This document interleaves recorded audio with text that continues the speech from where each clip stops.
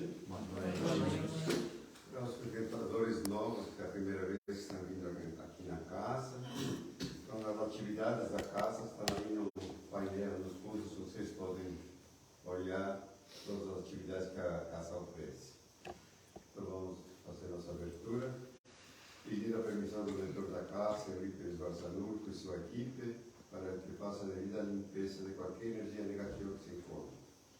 Pedimos a purificação da água, que é o remédio necessário criá-los para nossas casas. E assim, em nome de Deus do Cristo e da caridade, estamos iniciando as atividades de sábado à noite. Então, este sábado à noite, não sei mais. Quarta-feira. Feriado. Nossa irmã Ivone, de Sociedade Boa Nova de Torres, faz a explanação. Boa noite a todos. Boa noite. Sejamos todos bem-vindos. É bom ver o pessoal retornando, assim, né, a casa. É muito bom. Então, para a abertura, né, para a nossa irradiação de abertura, o capítulo 5, que é o que a gente vai tratar também, Bem-aventurados os aflitos, o item 14. A calma, o suicídio e a loucura. A calma e a resignação, obtidas pela maneira de encarar a vida terrestre e pela fé no futuro, dão ao espírito uma serenidade que é a melhor proteção contra a loucura e o suicídio. Com efeito, a maior parte dos casos de loucura é devido à comoção produzida pelas vicissitudes que o homem não tem força de suportar. Se, pois, pela maneira com que o Espiritismo faz encarar as coisas desse mundo, ele toma com indiferença, com alegria mesmo, os reveses e as decepções que o teriam desesperado em outras circunstâncias. E é evidente que essa força, que coloca acima dos acontecimentos, preserva a sua razão dos estremecimentos que, sem ela, o teriam perturbado. Então, com essa vibração, esse tema tão difícil de a gente abordar, eu convido os irmãos a elevarem o nosso pensamento aos nossos anjos de guarda, aos mentores espirituais dessa casa, Portal da Luz, que nos recebe, nos acolhe, a Jesus, nosso mestre, modelo e guia, e a Deus, nosso Pai Celestial, que abençoe nesse momento, derramando uma chuva de bênçãos, de cura, de bálsamo, de harmonia e de fraternidade, dentro do coração de cada um de nós, levando assim também aos nossos familiares, aos nossos amigos, a todos aqueles que convivem conosco, que nós possamos unir os nossos pensamentos numa vibração de amor universal. Que assim seja. Que assim seja. Então, o tema da noite de hoje, eu trouxe desse capítulo, Bem-aventurados os aflitos, justiça das aflições. Quem não as tem? Aflição, do latim afflictione, significa agonia, atribulação, angústia, sofrimento, tristeza, mágoa, dor, padecimento físico, tormento, tortura. Como nós podemos entender bem-aventurados com toda essa aflição?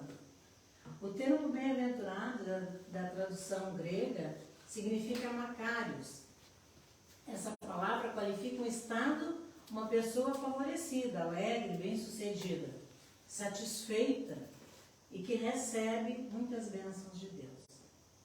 Entender que é feliz aquele que está em aflição, pois, diz ali a bem-aventurança, bem-aventurados os aflitos, é algo que nos exige um pouco de reflexão mais profunda para a gente entender.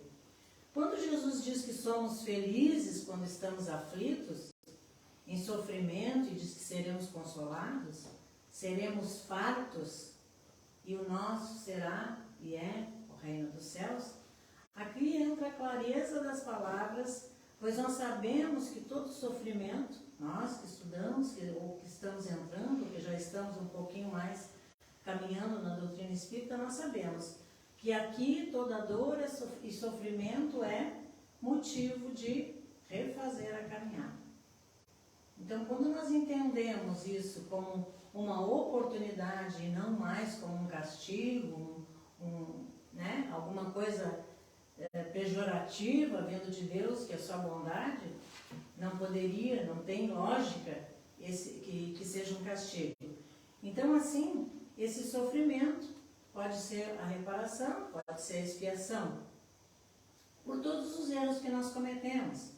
E só assim a gente pode entender a bondade e a justiça divina.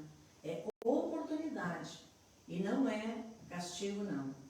Então, lá nas leis divinas, quando nós nos distanciamos delas, né, todas aquelas leis que a gente conhece, a maior delas, a de amor, justiça e caridade, quando nós nos distanciamos dela, nós estamos agindo de maneira equivocada.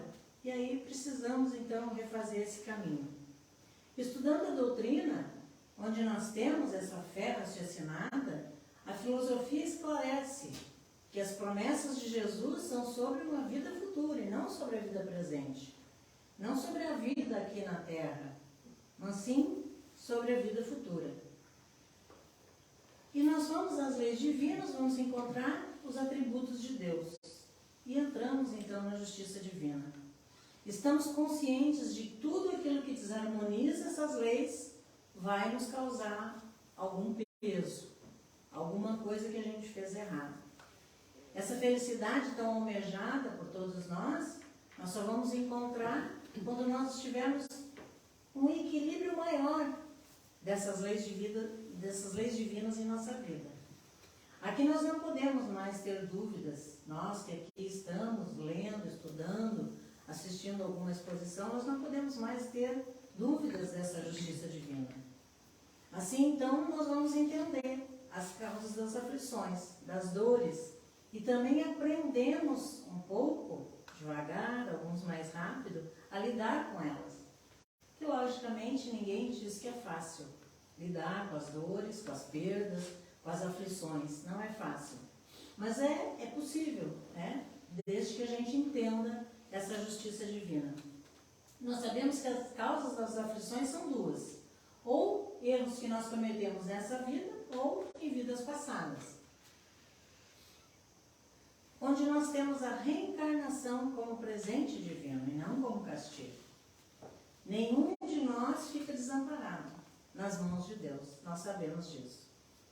Não há limites para a bondade divina, tanto que Ele nos dá quantas oportunidades nós necessitemos para seguir o caminho.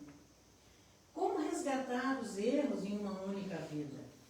Né? Pois a gente custa tanto para aprender um pedacinho da bondade, um pedacinho da humildade, essas virtudes que são tão importantes que a gente necessita desenvolver, né? A tolerância, ou palavrinha difícil atualmente, né?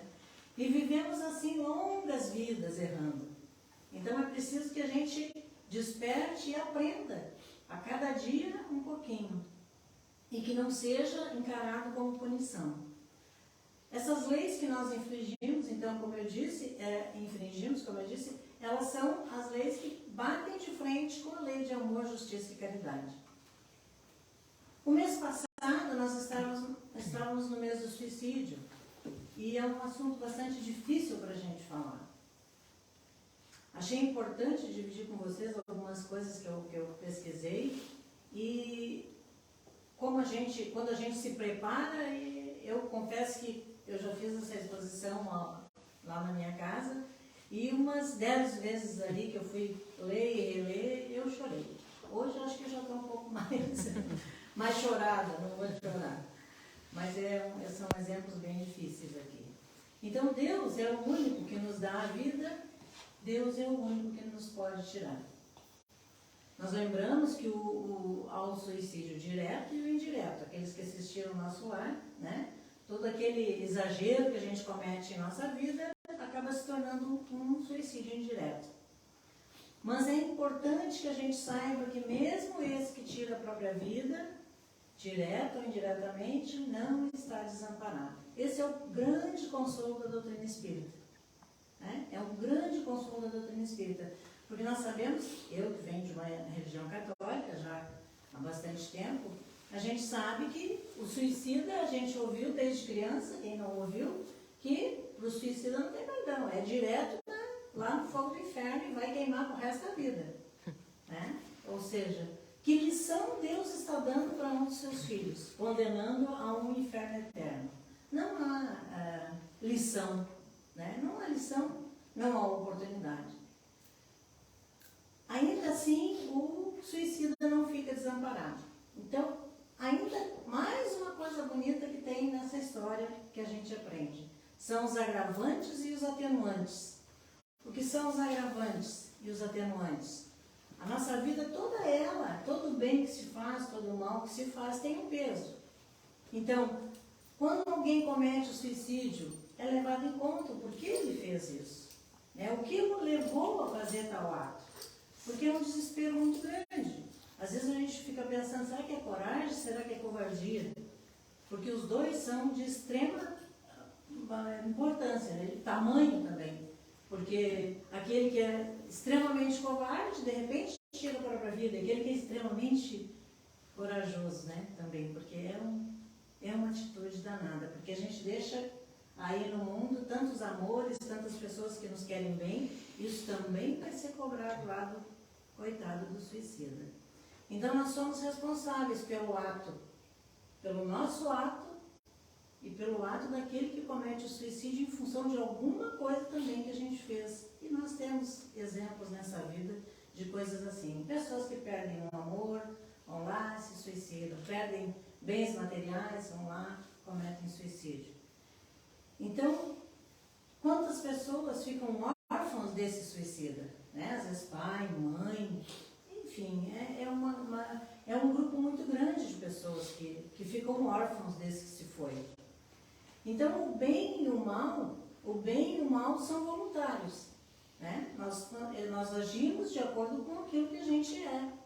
Ou fazemos o bem ou fazemos o mal. E ora fazemos o bem e ora fazemos o mal, ainda imperfeitos que somos. Nós sabemos que o sofrimento é inerente à nossa imperfeição. Quanto mais imperfeitos, mais nós sofremos. E se somos imperfeitos, podemos, por vontade própria, mudar. E mudamos, e precisamos mudar, né? Mas nós sempre estamos reparando os erros nessa mudança.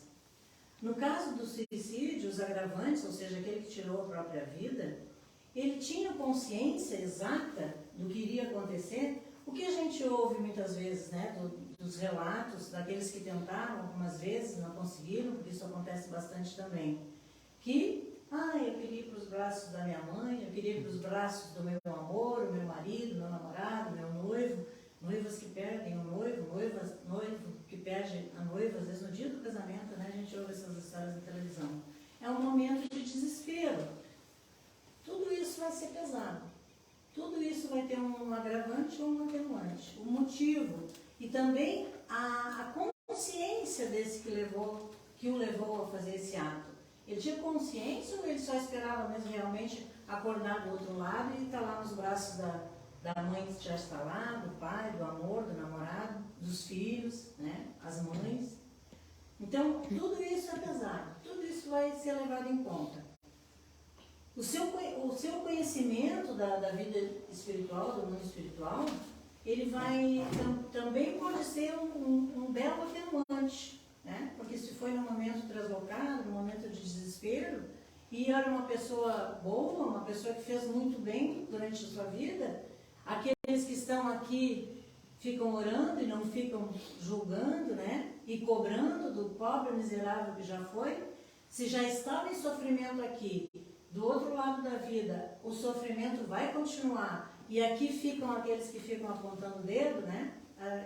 É triste demais, é pesado demais para aquele que partiu dessa maneira. Então, nós sabemos também que o suicídio ele vai ferir, vai marcar o seu perispírito, que é aquele corpo do nosso espírito, né? Do espírito que somos.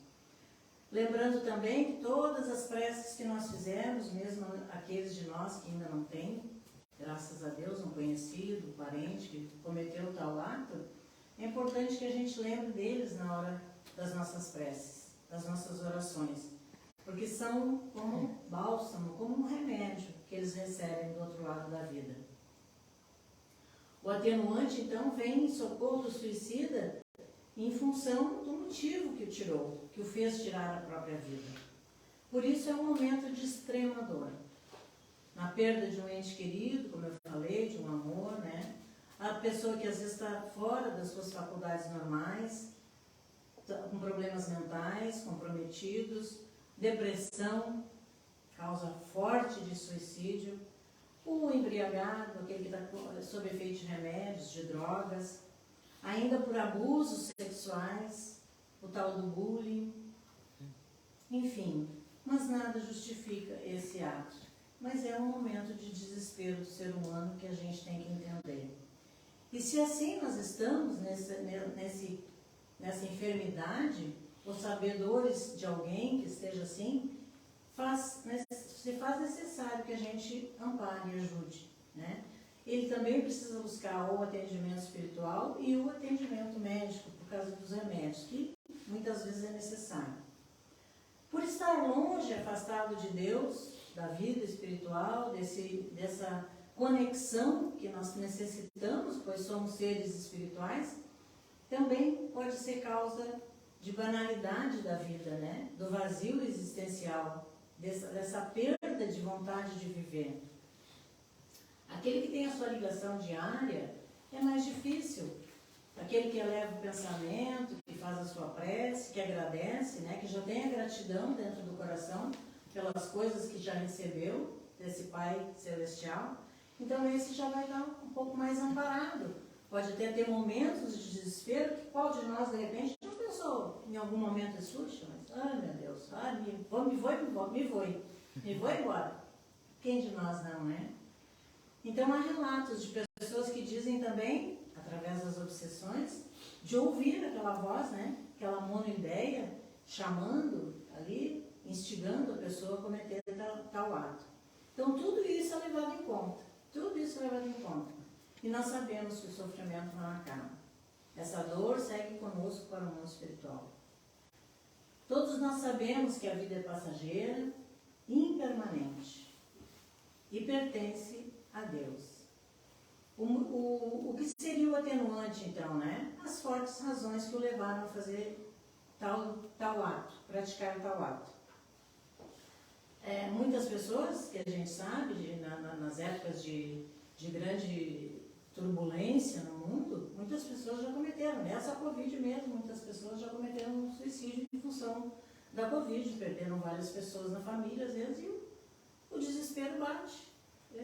É isso, é seres humanos que somos, né? Então pode levar a pessoa a cometer um ato translocado desses. Nesse atenuante, a pessoa é amparada, o espírito é amparado. E depende muito daqueles que aqui ficaram, essas orações, para que ele possa receber. O Divaldo conta uma história bem bonita ele soube de um rapaz que tinha se suicidado e tal, e ele ficou orando, né, por aquele rapaz numa janela. Orando, toda noite ele orava por aquele rapaz numa janela. E aquilo foi anos assim, porque ele ficou muito comovido com a morte. E aí um dia ele estava muito triste, o Divaldo. E ele foi para a janela e disse, hoje eu não vou orar, hoje eu só vou chorar. E naquele momento vem o espírito e se aproxima dele e diz, Divaldo, por que você está chorando? Ele disse, hoje eu estou muito triste, hoje eu estou assim e tal. E era o espírito que ele havia orado tanto por ele, e ele disse, eu estou muito feliz que eu estou consolando você agora nesse momento. Você que tanto me consolou, hoje eu estou vim aqui para te dizer, sou eu, a pessoa que recebeu diversas vezes a luz da sua oração no mundo espiritual. Então é importante a gente ter em mente, né, esse poder da oração, que é orar por aqueles que já se foram. Então é essa dádiva da doutrina espírita. Lembremos a cada um conforme as suas obras. No céu como na terra, tal é a lei da justiça divina. Como dissemos, muitos tiram a própria vida, acreditavam então que essa dor ia passar. E é um ledo engano, né? Muitos creem, como eu disse, irem para os braços daqueles que lá estão. Se fosse tão fácil assim, não passe de mágica, né? Porque perdoados seremos, mas nós temos que refazer o caminho. É muito importante, então, que a gente não julgue, que a gente não se queixe daquele que fez esse ato translocado. Porque é importante que ele sinta que ele está sendo amparado por nós também aqui na Terra, que aqui estamos. Tudo passa pela balança divina. A intenção do suicida também. No livro Céu e Inferno, no capítulo das penas futuras, nos traz os 3 passos, né? O arrependimento, a expiação e a reparação. Cada erro que nós cometemos, nós temos que passar por esses 3 passos: arrepender-se, expiar e reparar. O arrependimento pode se dar a qualquer momento. O suicida vai se dar no momento que ele desencarnar e tomar conta, né? Tomar conta de que ele não está mais e da loucura que ele fez. E aí vem depois do arrependimento, a expiação e a reparação. Também a reencarnação do suicida vai depender de todo o processo que ele passou. Cada caso é estudado, porque nós somos individuais, né? Somos únicos, então cada caso é também individual e único. No Livro dos Espíritos fica a sugestão das questões 943 a 957, desgosto pela vida e suicídio.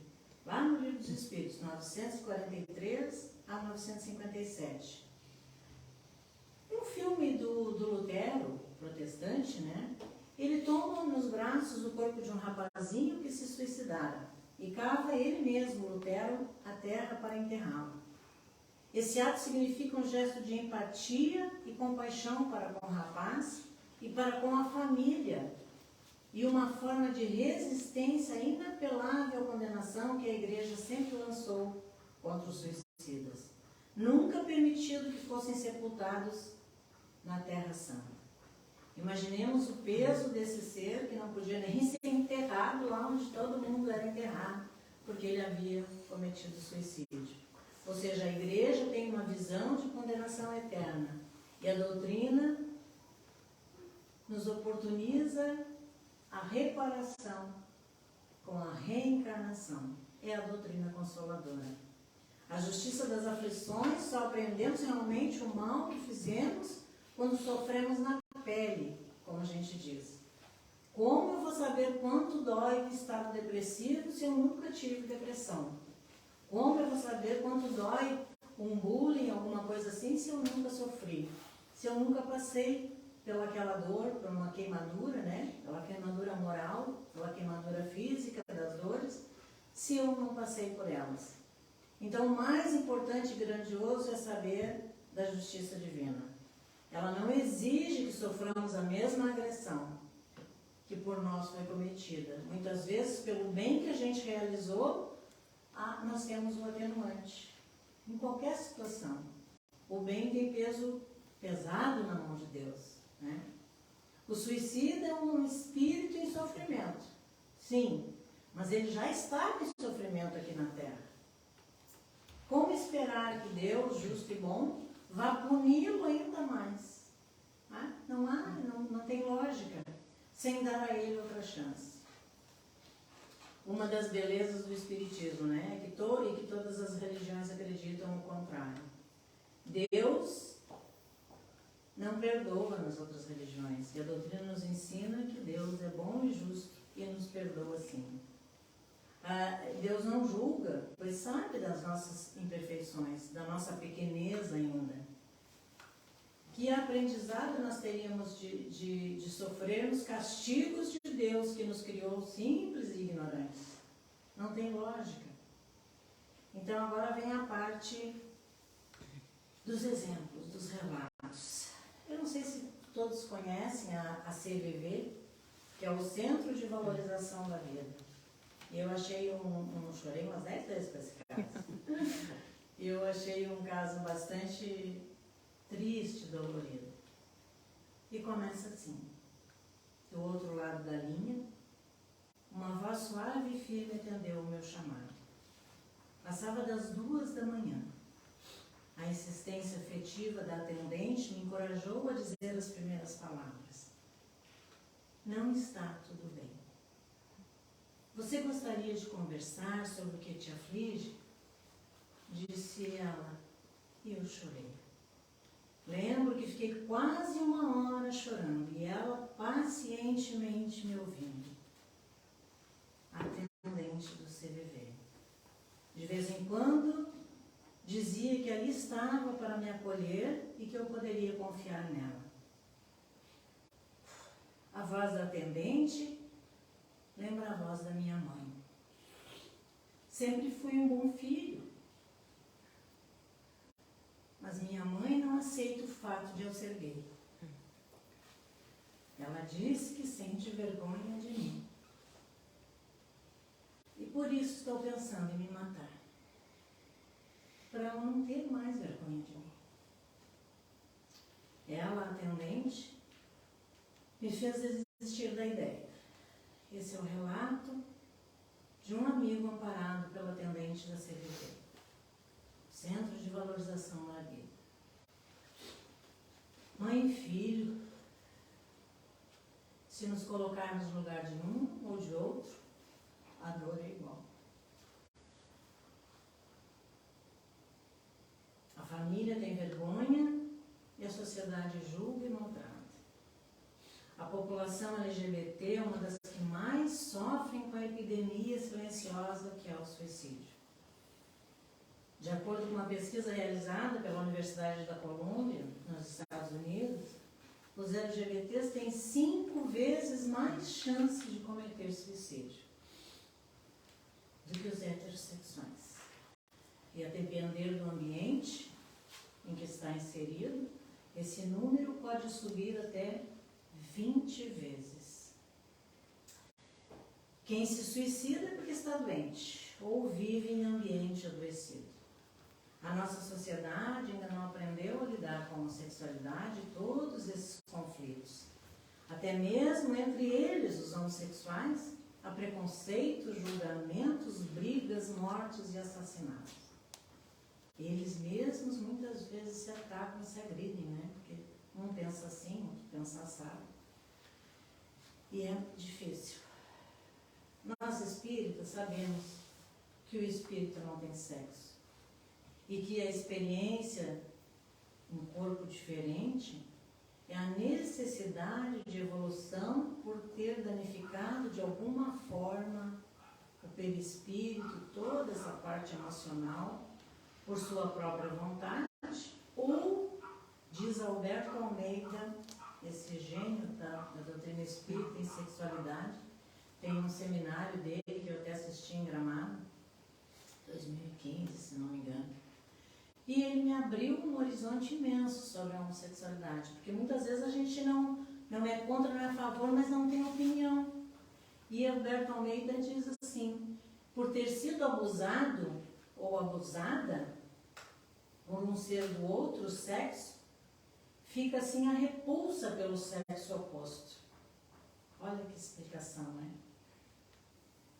Fica a repulsa pelo sexo oposto. Então, na próxima encarnação, eu não vou me sentir atraído pelo sexo oposto. Eu vou me sentir atraído pelo mesmo sexo. Por quê? Eu vou me sentir garantido, seguro. É a repulsa que fica pelo sexo oposto.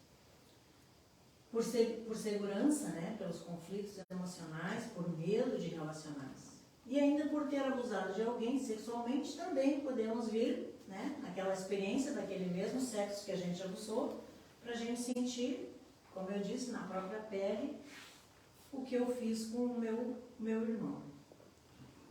Outra coisa que eu ouvi também, um outro exemplo bastante pesado, só que tem que ouvir uma história longa que ele contou, ele fez um relato muito... Eu chorei também quando ouvi, né, o rapaz.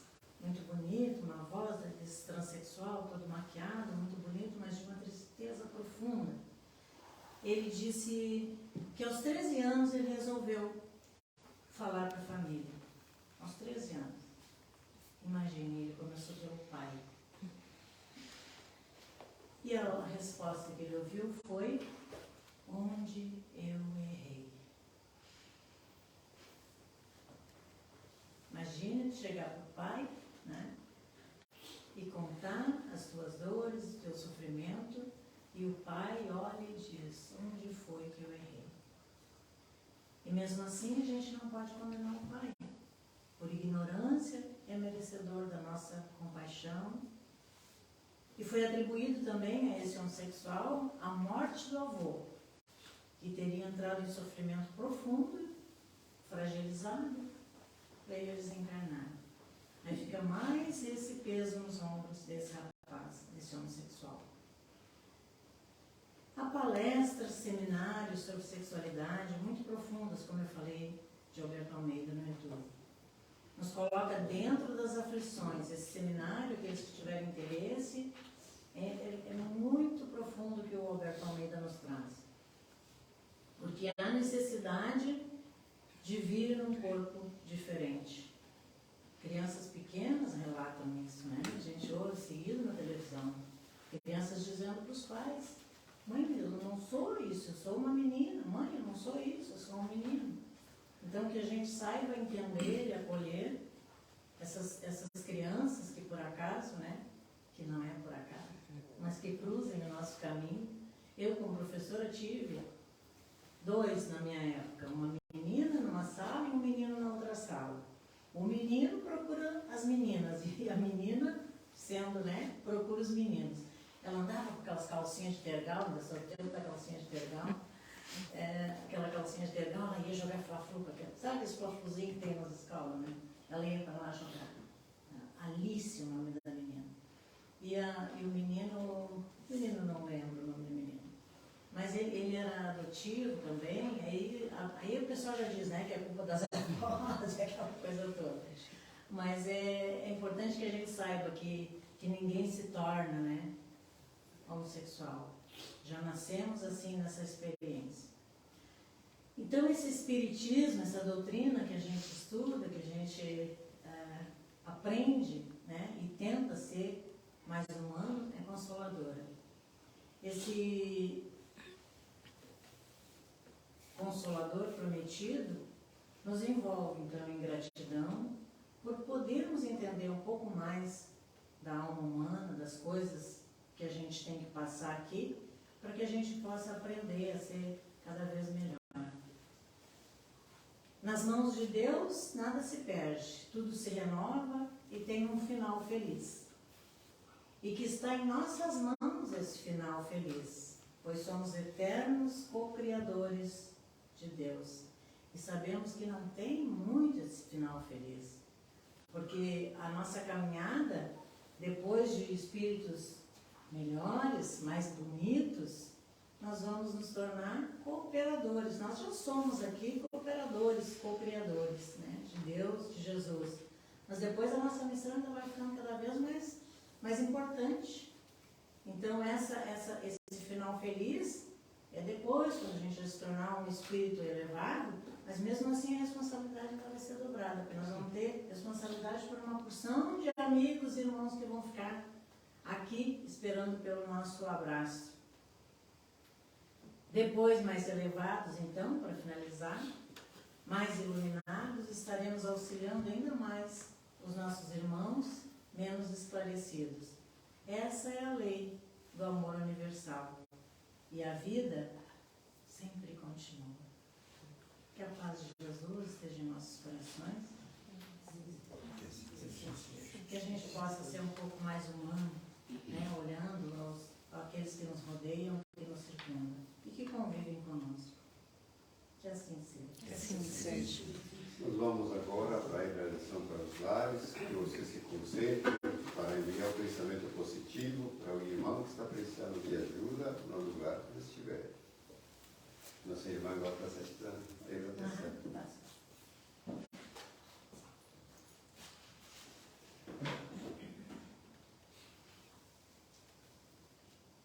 Seguimos então com a nossa união de pensamentos, irradiando a todos aqueles que nesse momento estão em sofrimento, em desafio. latino, levando um pouco de consolo através das nossas orações, das nossas preces, envolvendo os nossos familiares nesse momento, a nossa casa, os nossos filhos, netos, amigos, marido, esposa, companheiro, pedindo a Deus, nosso Pai, Jesus, nosso mestre amigo, aos nossos anjos de guarda e aos mentores espirituais responsáveis por todos os trabalhos realizados aqui no Portal da Luz, através de todos aqueles que se dedicam a consolar, a auxiliar, a compartilhar. Esse é o grande segredo da vida. Aquele que tem, estende a mão àquele que não tem. Seja o pão material ou pão espiritual. Que possamos unidos fazer um mundo melhor. Essa é a nossa busca diária, essa deve ser a nossa meta de vida enquanto encarnados. Que a paz de Jesus esteja conosco, que nossos pensamentos, orações e preces possam chegar a todos aqueles que nesse momento estão em desatino, em tristeza profunda, em depressão, precisando desse consolo, dessa fé, dessa força e dessa coragem. Que a paz de Jesus fique conosco e nos acompanhe durante toda a nossa existência eterna. Que assim seja.